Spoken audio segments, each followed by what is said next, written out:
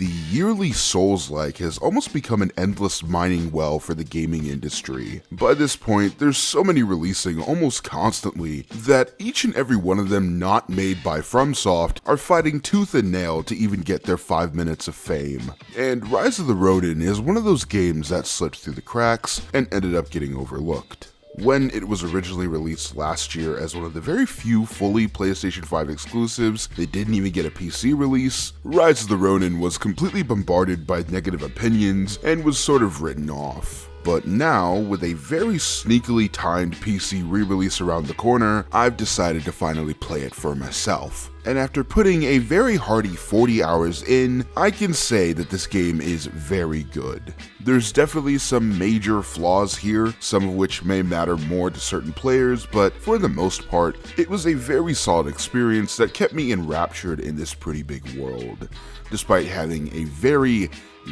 weak narrative. That's honestly the biggest downside of Rise of the Ronin, is that the story is not good. Like, at all. You play as this nameless Ronin, a samurai who follows their own rules, who has to find a way to navigate through Japan as the country's government, known as the shogunate, is experiencing an internal war over the modernization and the input of foreign powers. Hey! Wake up, this is going to be on the exam. I recently said in my Avowed video that politics are difficult to do in games because most are sort of afraid to get into the nitty-gritty out of fear of making the player disinterested, ironically alienating the player even more. And boy oh boy, is Rise of the Ronin a clear-cut case of that. And to add insult to injury, it just so happens to be the oops all politics of video games. The time period Rise of the Ronin is set in, late 19th century Japan, is a very tumultuous period for the country, to say the least. Japan is trying to change internally to prevent an all-out civil war, whilst both the Americans and the Brits want a pretty big piece of the pie.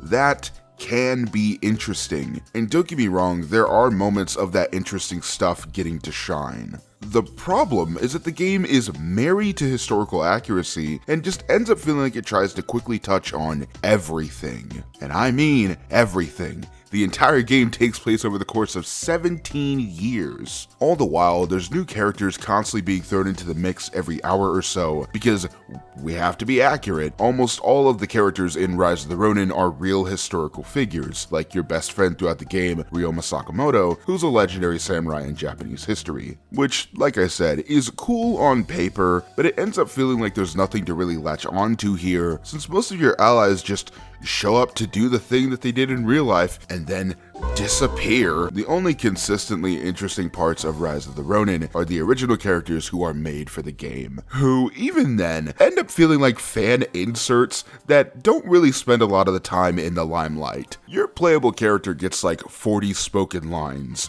max. The entire game is history with little to no context. A character will just show up and ramble on about something I have no fucking clue and have to Google to understand, only to fuck off for the next 5 hours. At least in a game that is complete fiction, there's usually a very straightforward real-world parallel to something that I can project an idea or concept onto. But ironically enough, with actual history, it requires context. All of which is almost completely devoid from Rise of the Ronin, in place of a 17-year-long recap full of ideological shifts made on a dime. And this complete lack of a cohesive, interesting narrative is just compounded by this useless faction system. At first, the concept of Rise of the Ronin reminded me a lot of the Way of the Samurai series, which are these goofier AA games made by Acquire that sort of died off about a decade or so ago. But those games were these semi-comedic tones while also allowing the player a lot more choice and freedom, almost like an RPG. Rise of the Ronin is a very binary game, both with dialogue decisions and the faction system that it's built around, which is very restrictive, I think, for this concept. Your character can either be fully pro-government or go complete border control, except this character has literally been trained their entire life to overthrow the government. So to see them just rubbing shoulders with the Shogun is really weird. This very both sides system feels like the antithesis to what a Ronin is even supposed to be, or at least what the game sets up a Ronin to be. And without spoiling too much, the system is made redundant since by design, the story is going to have you and Ryoma constantly flip-flopping between factions no matter what you do. There's legitimately an entire section of the game where you can leave the pro-shogunate faction and join the anti-shogunate faction, and the anti-shogunate faction is like, hey guys, for story reasons, we need you to infiltrate the pro-shogunate faction.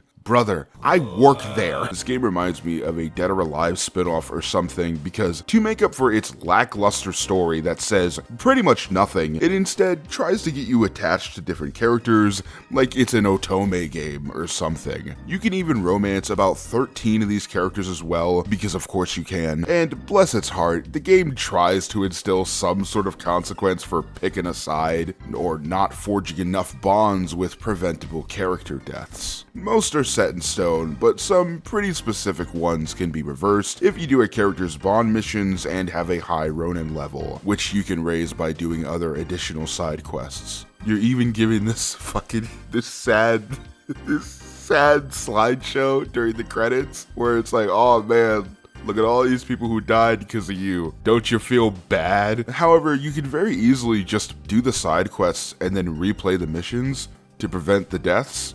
So it doesn't really matter, and all these deaths really change are just the credit slideshow and an additional scene at the end of the game. It's really it. Basically, unless you're heavily invested in Japanese history, all the more power to you, or you're much more willing to look things up, this game's story is just a big war with a revolving door of romanceable NPCs. Fucking hell. You'd think after hearing this very long tangent that I dislike this game, and honestly, I thought I would too. I mainly play linear, very story-focused single-player games, so the fact that this utterly massive open-world game with a very disappointing story was even able to get me across the finish line, let alone return to replay it in my own time, is astonishing. And all that credit goes to the places where and all that credit goes to the places where Team Ninja succeeded.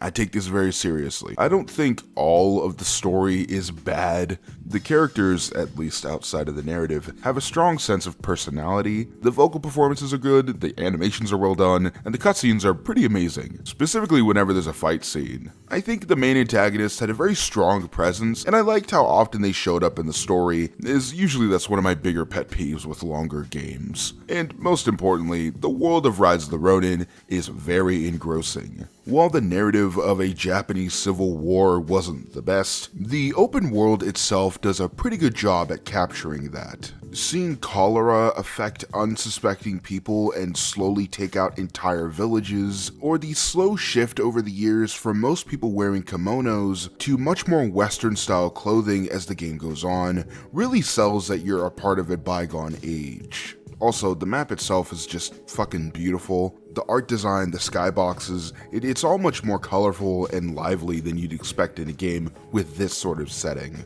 Anyone calling this PS2 or PS3 graphics clearly never grew up playing those consoles, and are either a child and thus cannot be fully taken seriously, or is an adult without critical thinking skills and the ability to form a fair criticism, and thus also cannot be taken seriously. At worst, it looks like a PS4 game.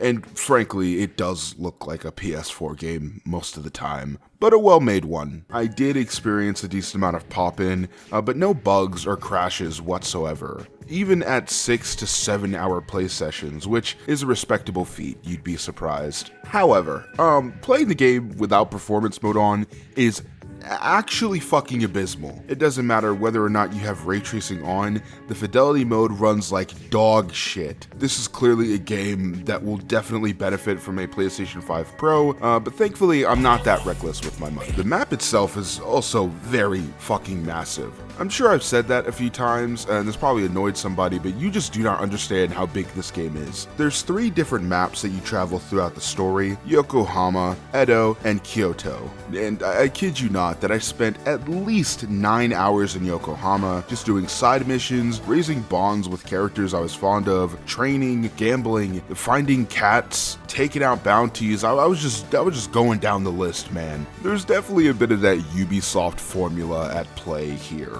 and I'm pretty sure that played a major hand in Team Ninja porting their game only a week before Assassin's Creed Shadows releases. It was most definitely not a coincidence. It's especially ironic since Yasuke's armor can be found in Ronin, and it's the best armor set in the game. Hands down. Sorry, Ryu. I was definitely getting Assassin's Creed 3 vibes here, running across the rooftops, riding my horse, jumping into an assassination, only to get right back to parkour. It very much scratched an itch that I thought was long gone after I played Unity and dropped that franchise entirely almost a decade ago. It is, by definition, repetitive. Outside of missions, the entire game is just sword fights and exploration, sword fights and exploration, sword fights and exploration, but it's executed in a way that I very seldomly got bored.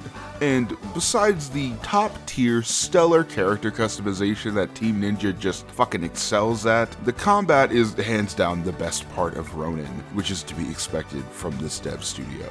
Now I will say that I don't play that other franchise at all, nor do I really dabble in this subgenre all too much, and I don't want to just do a simple comparison to that other game and just leave that there. So if I had to describe Rise of the Ronin's combat without any comparison whatsoever, I'd say that it's very fast and flashy, with lots of stylish animations, and can be rewarding for those who pay attention, while also taking a little bit to get used to with a strict stamina meter, more so than you'd expect in an action game of this caliber, as well as a strong emphasis on parrying attacks. When you lean into its differences, it can be a very satisfying system. I appreciate that every weapon has its own variable playstyle and actually feels different from one another. Fighting barehanded is a legitimate way to play the game, and it's just so much fun to parry a massive sword with my character's tiny little hands. It felt like there was a bit of delay when parrying in Rise of the Ronin, which is kind of a big deal here since a misplaced parry can often lead to massive damage